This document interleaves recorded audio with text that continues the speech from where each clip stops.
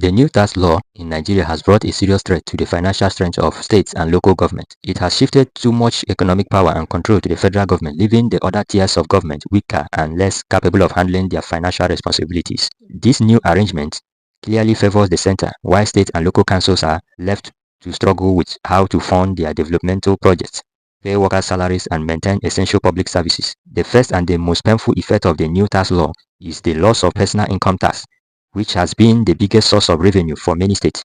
Under the new rules, people earning less than 1.3 million per annum are not required to pay any income tax. In reality, a large number of Nigerian workers earn below this amount, especially those working in public schools, local government, small private firms, and the informal sectors. This means that millions of people who used to contribute to state revenue will no longer do so. When such a large number of taxpayers are exempted, the state automatically loses billions of naira yearly, which would have been used to repair roads, equip hospitals, maintain schools, and pay salaries. The result is that most states will find themselves unable to meet their financial obligations without waiting for monthly federal allocation from Abuja. To make up for the loss, many states may try to depend on other sources such as property tax, land use charges, and different forms of levies. Unfortunately, these sources are very difficult to collect effectively. For instance, collecting property tax requires proper documentation, property registration, and enforcement mechanism that most states do not have. Many citizens do not have clear land title or formal record of ownership, which makes it difficult to identify who should pay.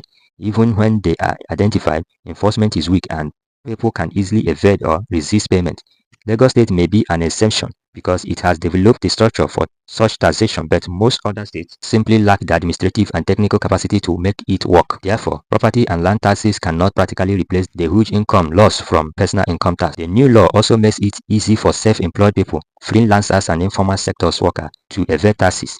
This group of people do not have fixed employers who can deduct taxes directly from their salaries. Many can underreport their income or simply refuse to report at all. This weakens the system further because the state loses another potential source of internal revenue. In a country where informal business activities form a large part of economy, such a loophole will make it extremely difficult for state and local government to raise enough money to meet their needs. As a result of these challenges, the state will now depend more heavily on the federal government for survival. Without strong internal revenue, they will rely almost entirely on monthly allocation from Abuja to pay workers and carry out projects.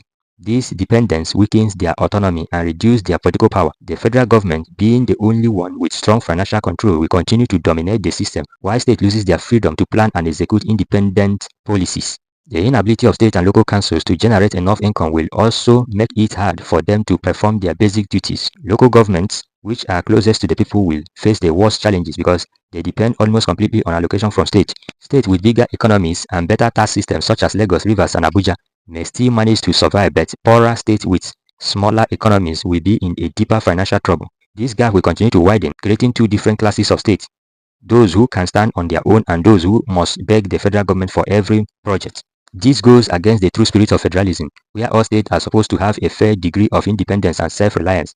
In addition to this problem, the new laws will likely cause salary delays and low morale among state workers.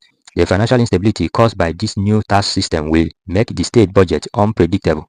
With reduced and unsustainable revenue, states will not be able to plan long-term projects or make serious investment in development. They might be forced to borrow more money, which will lead to a rising debt burden. Borrowing to pay salary or handle basic expenses is not sustainable. These kinds of instability will make governance more about survival than planning, and it will drag many states into deeper financial crisis. The overdependence on federal government will also weaken political autonomy. In conclusion, if this law does not help states become financially self-reliant but rather makes them weaker and poorer, then it can rightly be described as a system that favors only the center.